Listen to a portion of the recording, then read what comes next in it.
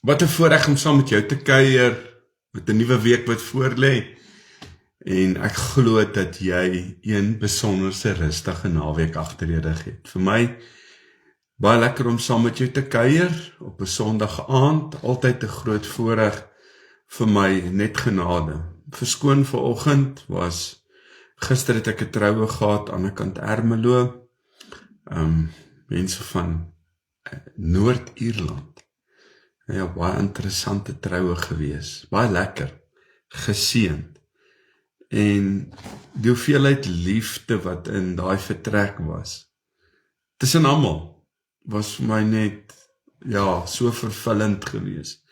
En dit was goed vir my siel gewees. Vanoggend in Centurion 'n belydenis bygewoon van 'n vriendin se dogter.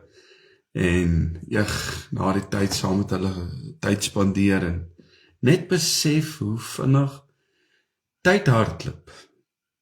Hoe vinnig lewens net in 'n gejaag vasgevang word. En as jy jou oë uitvee, is die kinders groot.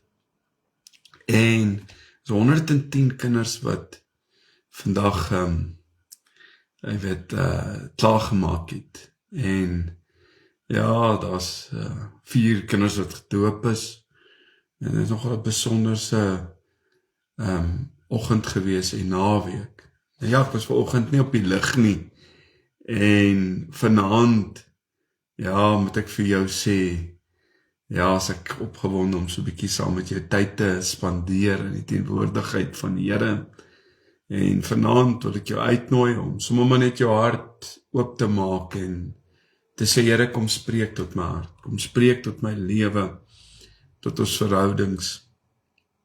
In elke area het ons U nodig en ons wil juis in hierdie aand kom om te sê, ons wil hierdie oomblik koester.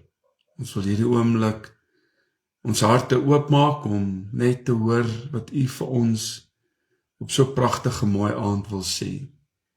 Here, hier is ons vanaand sulke pragtige mense wat op TikTok en op Facebook en YouTube ingeskakel is en vanaand